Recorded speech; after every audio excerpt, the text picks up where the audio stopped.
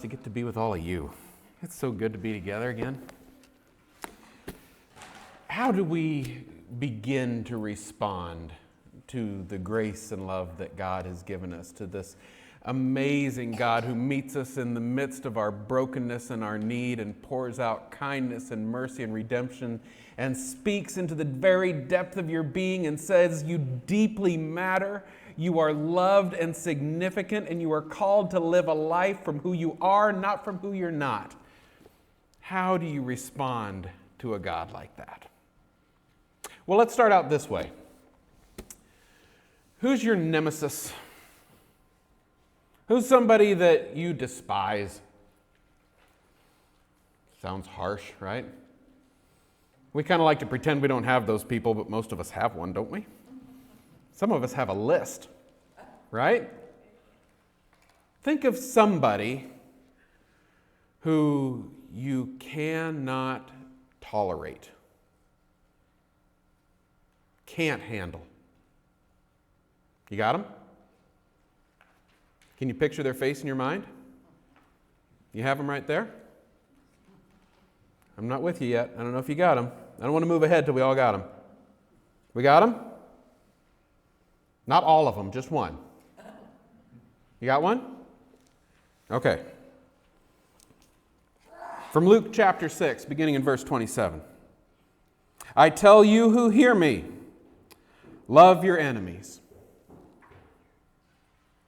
We can stop there, right? Does that sound like good news when you're picturing the person that is hardest for you to love? Did you actually do it? Did you picture the person in your mind who you just can't bear? And then the words of Jesus come to you. All of you who can hear me, all of you who hear the sound of my voice, love your enemies. Love your enemy. That person who you can't tolerate. Love them. It doesn't sound much like good news, does it? It sounds like an almost undoable task. It sounds like a burden and an expectation that you now have something you need to do if you want to make God pleased with you that you're not sure you're capable of doing. Right? Does anybody else feel like that at all? A little bit? You hear these words, love your enemy. You're picturing who your enemy is. And when Jesus speaks, love your enemy, I think our first response is not, thank you, Jesus, that's what I needed to hear today. Our first response is, I don't know how to do that. I don't know how to get from where I am to where you're asking me to go. Now, I suspect part of the reason why we struggle with things like this when we read our Bible and we try to take to heart the words of Jesus is we are kind of accustomed to structure and lists and rules and boxes that we need to check, right? And certainly when we read like Old Testament law, there is plenty of boxes to check in terms of expectations. But when we read the words of Jesus and Jesus talks about how we're to fulfill this law, Jesus talks much more in terms of a spirit and a way of life and a way of being and a way we're created than with a specific list of do's and don'ts. And for many of us, and I would say even for people who have sought to love God with their lives from the very beginning, this idea of keeping a list and checking boxes breaks down and doesn't always work very well. In fact, Scripture tells us that no one has been able to keep the law perfectly except for Jesus. No one's been able to do it. And so when we get caught in some of these lists, it sometimes works against us. And all of a sudden, we're broken down and living from a place of who we're not instead of who we are, which goes completely against this voice of the divine who speaks into our brokenness and need and says, you are loved and valued, you deeply matter, and you are called to live a life based upon who you are, not upon who you're not. Our desire to respond to that grace sometimes pushes us to a place where we live from a different spot than how God created us. And instead, we live from a spot of what we don't have or what we lack. And we become consumed with what we're not. And sometimes that drives us to become really consumed with what others are not. And when we're in that space, it can get really toxic really, really quickly. We're going to continue reading here because, oddly enough, we're not going to stop just at that verse, as much as tempting as it is. Love your enemies. Do good to those who hate you. Bless those who curse you. Pray for those who mistreat you. If someone strikes you on one cheek, turn to him the other also. If someone takes your cloak, do not stop him from taking your tunic. Give to everyone who asks you. And if anyone takes what belongs to you, do not demand it back. Do to others as you would have them do to you. If you love those who love you, what credit is that to you? Even sinners love those who love them. And if you do good to those who are good to you, what credit is that to you? Even sinners do that. And if you lend to those from whom you expect repayment, what credit is that to you? Even sinners lend to sinners, expecting to be repaid in full. But love your enemies. Do good to them, and lend to them without expecting to get anything back. Then your reward will be great, and you will be sons and daughters of the Most High, because he is kind to the ungrateful and wicked. Be merciful just as your Father is merciful. Live a life that reflects the grace and compassion you have received. Now, for some of us, the reason why it's hard to forgive can be rooted in the fact that we're having a hard time just doing that. We're carrying something. We're carrying a pain, a hurt. There's something in there that's difficult for us to go to that place of forgiving and loving our enemy. Other times, the reason why it's difficult for many of us to do this thing of forgiveness has to do with the way pain and hurt get wrapped up with justice and injustice, right? We have a hard time forgiving somebody because there's a lack of justice that's taken place. We can't just let this thing go. We can't just love them. We can't just accept them because there's been a wrong. That wrong has not been acknowledged. And in order for me to forgive this person, I have to pretend like that wrong was okay, and it's not. And I'm not there. Can anybody, anybody? Yeah? Yeah. Do you think we're the only ones who've ever felt that? Or is there a chance that even Jesus knows what we're talking about, what we're feeling, what we're experiencing when we go to that place? Right here in this story, there is inspiration. For those of us who find ourselves in that spot, when you picture your worst enemy in your mind and you say, this scripture all sounds nice, but not for that person. Because, until there is justice, this cannot be forgiven. I want you to kind of pay attention here for a minute, because Jesus knows right where you are and has words of encouragement and mercy and kindness for you, for me, for all of us who find ourselves in that spot. This passage in here, when Jesus says, I want you to pray for those who mistreat you. Well, that can be difficult, but it's a step, right? And then the verse that comes right after that. If someone strikes you on one cheek, turn to him the other also. Now, these words might sound familiar and yet a little bit different, because in Luke's gospel, this is coming from the Sermon on the Plain. If we were to go over to Matthew's gospel, we would have a very, very similar account that we would refer to as the Sermon on the Mount. Now, there's some arguments about whether or not this mount and this plain were the same event or whether they were different events. It doesn't really matter. I mean, we can get in and argue about that if we really want to. But the words of Jesus that we find in each of these stories, there's a very, very similar encouragement that we see taking place. And if we don't understand the culture into which Jesus was speaking, we will miss it. We will miss it entirely. When you hear Jesus say, if anyone strikes you on the cheek, turn and offer them the other one as well, what does that sound like to you? I mean, what's being asked of you? To get punched again, right? If somebody's walking all over you, well, just lay down and let them wipe their feet on you, right? It's kind of what it sounds like. What if I told you it's the exact opposite? The exact opposite of that.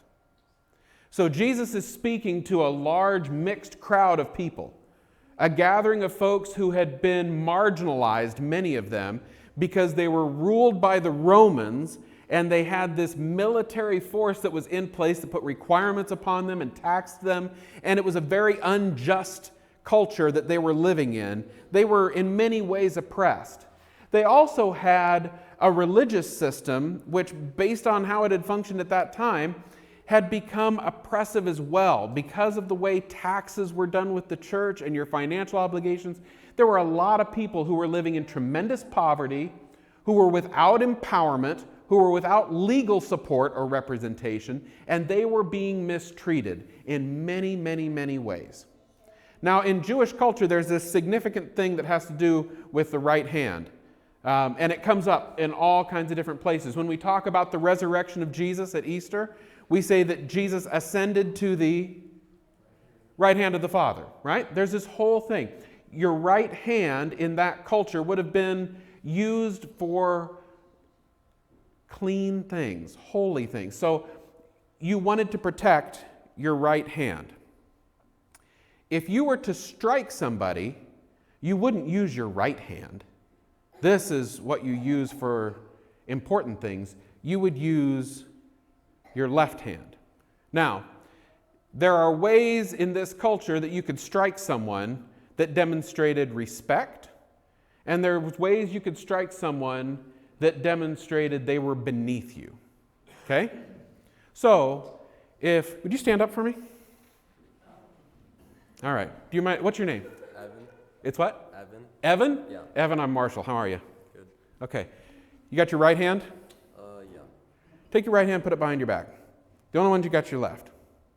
Now, let's say that I'm someone you respect, right? Yeah.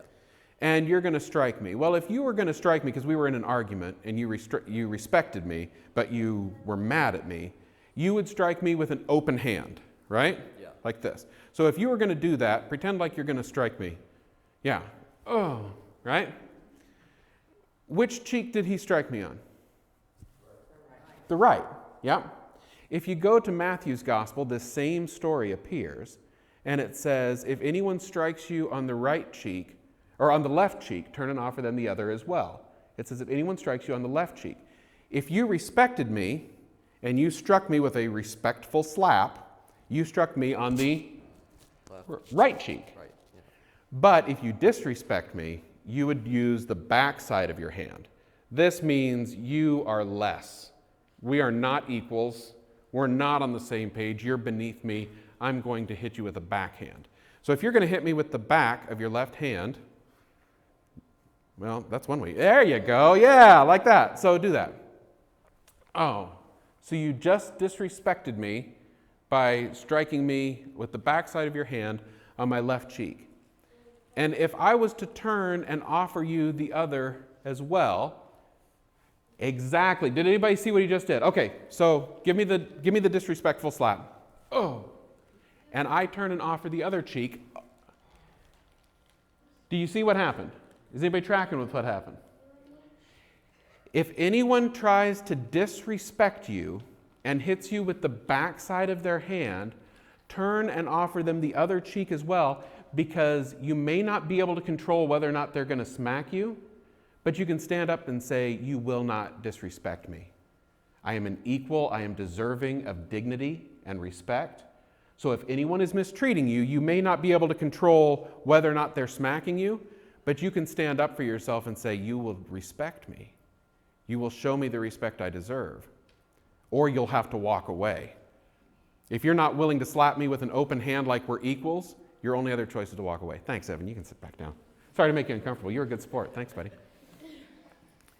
It's not an encouragement to take further abuse. It is a creative way to assert your dignity and your respect. In the midst of a marginalized environment, Jesus says, I want you to love your enemies. I want you to pray for those who persecute and mistreat you. But this doesn't mean that you will be walked all over. It doesn't mean that you need to sacrifice your dignity and your self-respect. You can stand up for yourself while still insisting and contributing to the world becoming a better place instead of a worse place. Instead of going to the place where you hit me, I'm going to hit you. Instead of going to the place of adding violence on top of violence. Instead of going to the place of adding disrespect on top of disrespect. God is well aware that we live and move in a broken world. But brokenness does not get made better by more brokenness. Hurts do not get healed through more hurts. And so when God pulls out mercy and kindness and grace upon us, when we experience hardship, injustice, and pain, how do we respond to that? How do we interact with it? The next little encouragement is more of the same. If anyone takes your cloak, do not stop them from taking your tunic. Now, this is different clothing language than what we really use, but does anybody have some idea of what a cloak would be? An outer garment. Yep. Like an outer covering. Coat, robe, whatever. Outer covering. Anybody have any idea what a tunic would be? What? Exactly. Those are your Hanes, your BVDs, right? That's your undergarment. Your tunic's your undergarment. Now, slightly different than our culture and what that would look like, but your underclothing. So this says, if anybody takes your cloak, give them your underwear. Sounds awful, right? Sounds terrible. In this culture, at this time, the people to whom Jesus is speaking to, I was saying earlier about the culture they were in and how financially oppressed they were on a lot of fronts, right? So many of these people had had to borrow money. And because of the way the world was moving and shaking at that time, there was significant haves and significant have-nots. And the haves would lend to the have. Does any of this feel familiar to the world we're in today at all? Okay. So there were significant haves, there were significant have-nots. The haves would lend money and resources to the have-nots in a hope that they could get on their feet, they could plant their crops, they could buy some livestock, they could do whatever they were going to do to try to get things together. Does that always work out? No. Especially when you're in an oppressive system. And so if you owed money to somebody and you weren't able to repay it, one thing that would often happen is the lender, the person to whom you owed money, would come to you and collect your cloak and keep it for the week while you went about your work, kind of as collateral, but also just as a little bit of shame that you're walking around now and your desperate situation just became more desperate. And Jesus, in the midst of this, well, if you look at that, does that sound like an unjust system? That the wealthy are taking from the poor their cloak, their outer garment? And sure, if you owe debts, you want to repay those debts. But you're talking about people who are in really desperate circumstances being taken advantage of by people who are not in desperate circumstances. And the response from Jesus for people who find themselves in that circumstance is not, if anybody tries to take your cloak, you punch them in the nose and you say, how dare you try to oppress me? That wouldn't really work, would it? No.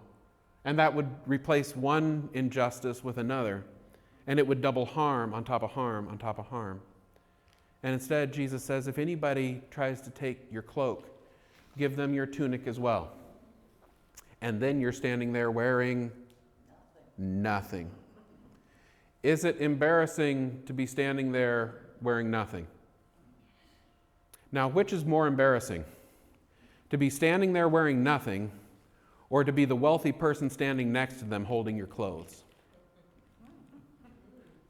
Which one of these is a more eye-opening experience? Jesus says if you're being marginalized, it's okay to assert your dignity. It is okay to insist upon being respected. And that is this message, this encouragement. When there is injustice, when there's wrong in the world, we don't have to pretend like everything's okay. But there's ways that we can respond to the injustice we experience that has the opportunity to build up instead of tear down. Does it mean that it always will? No. No. But we are not expected or called or even told that the outcome of these things is up to us. We are loved and forgiven and held and invited to live a life from that place. And there's going to be all kinds of challenges to that decision. There's going to be all kinds of events that test whether or not we can live from a place of love and grace and mercy. And if we start this journey thinking those tests aren't going to come, we're going to be sorely mistaken, really surprised, and probably respond in ways we won't be proud of. But instead, we can acknowledge that there's brokenness all around us. How do we respond to them creatively? Now, is anybody trying to take your coat? Probably not. Is anybody smacking you on the face with the backside of a hand? No. So do these lessons apply to us? Yes, but not as they are. They are examples of how we can creatively interact with the world around us when we experience difficulty and pain and injustice. It is leadership and example of how God invites us to live and move and find our being. And just because nobody's taking your coat, and just because nobody is smacking you with the backside of their hand, doesn't mean we don't still experience injustice and hardship and brokenness. And we are challenged as followers of Jesus to think creatively about how do you interact with brokenness when you find it. When you're in school, how do you interact with a bully? What do you do when somebody behaves in a way that wants to make somebody else feel like they're less, feel like they're no good? How do you respond to that? Can you creatively think of how you can create an opportunity to both stand up for yourself or somebody you care about, and also create space for somebody who's doing wrong to have a change of heart, to choose a new path? When you experience somebody mistreating you at work, when you have injustice at home, when there's brokenness and pain, do we just have to react to everything that comes along? Or can we use the creative brains that God gave us? Remember, we are created by a creator. God is a creative force in the world. And God makes creation, you and me, and empowers us to be creative as well. In what ways can we engage our brains and participate in building up and creating opportunities for maybe the world can get a little bit better today? We can either sit around and complain and moan and groan and be disappointed and disgruntled and frustrated and hear news like love your enemies and say, it sounds nice, but I don't think so. Or we can participate in the good world God is creating all around us all the time. In what ways can we respond to the God who loves us, who looks into the midst of your brokenness, into the spot of your greatest need, and says, you deeply matter, you are valued and loved, you are significant, and you are called to live from who you are, not from who you're not? How can we respond to that God of grace and mercy and say, I'll try today. I'll think. I'll engage my brain. and I'll try to give somebody else the same kind of mercy and kindness that I've received. I'll try to offer to somebody else what I've already gotten from God. That's the invitation that is always before us. And these words from Jesus, as hard as they are to hear, that's the opportunity. You are loved. Now let's respond to that love by being creative followers of Jesus, creative lovers of God. And now, whatever the day has ahead for you, wherever your week takes you, know this: you are never alone. The Lord your God is with you. He is mighty to save. He will take great delight in you. The Lord will quiet you with his love. The Lord will rejoice over you with singing. May grace and peace be with us all. Amen.